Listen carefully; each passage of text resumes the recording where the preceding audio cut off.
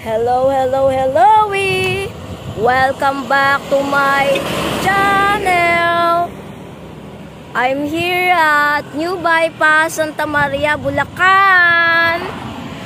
It is for sale by the owner, 2 hectares, meaning 20,000 square meter. But ang frontage naglalaro ng 15 to 20 meters. Yan po yan nakatutok na yan. By the way, good news po sa taga Santa Maria, Bulacan at sa mga karatig area ng Bulacan. I'm here mismong uupahan ng SNR. Ito po yung ipapatayong SNR. Actually, pinapatag na po. Kaya po, ito po si SNR. Ayan. Tapos yung property po na minahawakan ko, ayun. Fronting. Soon, once daw na nagtayo na si SNR dito, soon, inaantay lang ni Robinson. Yan, banda dyan. Kasi po ang may-ari po neto is kapitan ng Bagbagin. Andito po ako, facing northwest yung property. Pwede siyang warehouse. May daan po sa likod, private. Nakabakod na po yung isa doon. Single title siya. According to my direct sa owner. 4 minutes from NLEX exit. 1.6 kilometers. Philippine Arena, 6 minutes, 2.9 kilometers. Balintawak exit, 58 minutes, 35 kilometers. Mindanao NLEX exit, 41 minutes, 21 kilometers. Ayan po, facing northwest. Ito naman si SNR. Ayan po yung property. Yan. Yan, hindi po ibinebenta. Ito lang po ang tanging ibinebenta dito sa Bypass, Bagbagin, Santa Maria, Bulacan. Ayan. Tatawid po tayo. Ayan po yung frontage yan. Naglalaro. Kung isasama nyo yon, yan. Naglalaro ng 20 meters. Kulang 20 meters. Ayan po. Papahabang pagpaganon. Buhay pa po yung nasa title. Ayan. 20,000 square meter for sale. Pag ito na-develop at nandito na si SNR, nako, wala nang mabibiling 26,000 dito per square meter. Lahat to leasing. Lahat po na nandito leasing. Ayan. Tatawid po tayo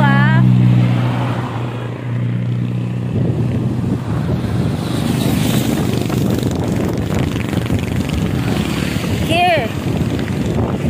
Ito po yung property Ayan. Ayan si SNR. Patungong Philippine Arena. Patungong San Gabriel, Santa Maria, which is doon ako nakatira. Eto po, from here,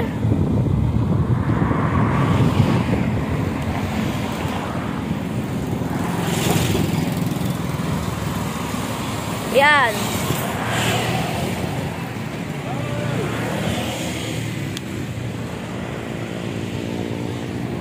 Nakapader na po ito, yung hangganan. Ito po may drainage. Pag ito dinevelop ng kung sino makakabili, hindi pwedeng patayin yung pinaka-drainage, pero lalagyan po siya ng tulay para ma-develop siya, para madaanan dun sa kabila. Pwede pong i-develop dun ng warehouse. Yan.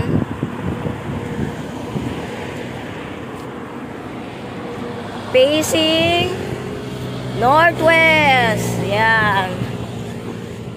Ang ganda oh. Ayan. Pupunta po tayo hanggang dun sa Petron.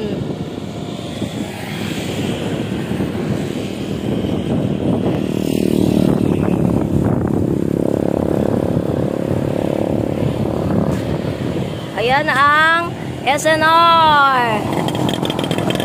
Lakad tayo. Pinaka-landmark si Grind Go. Ayan.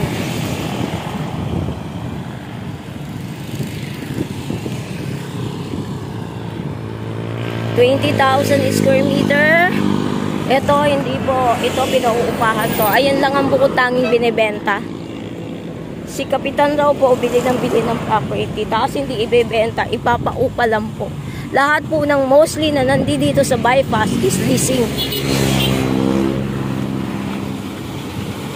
Bihira po dito ang binibenta. Nag-iisa lang po yun. Lalo na pag na-develop na po yan, SNR na po yan.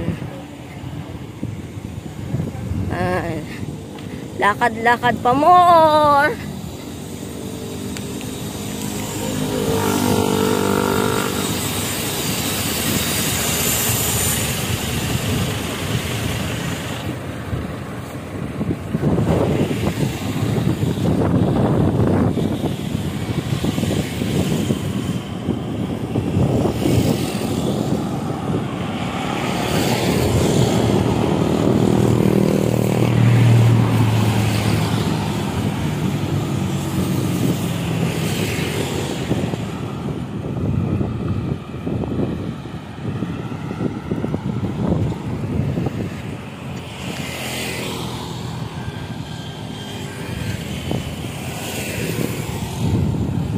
Ang lawak ni SNR, oh.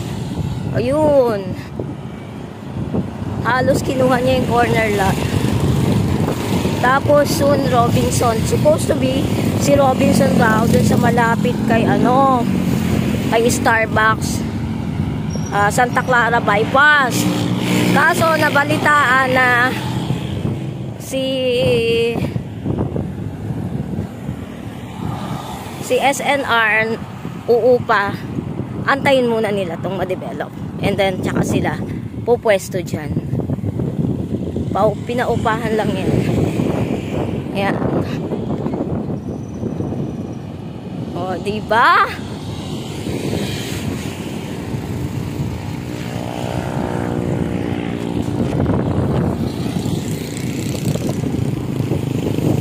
Sa kabilang side, pwedeng buka sa kaliwa ko, Pabukawi exit, pa kaliwa, pakanan bayan. Ito pong pakanan ko going San Gabriel, going Muson.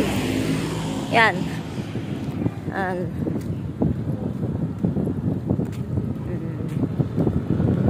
Yes, yes, show.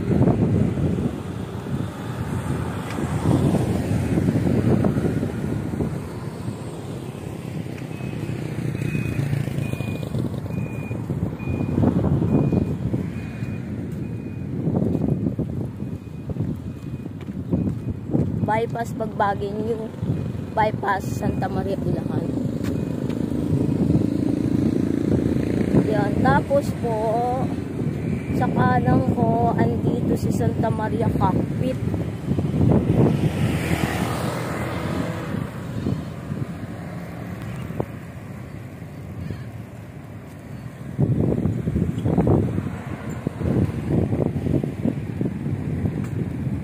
Ayan.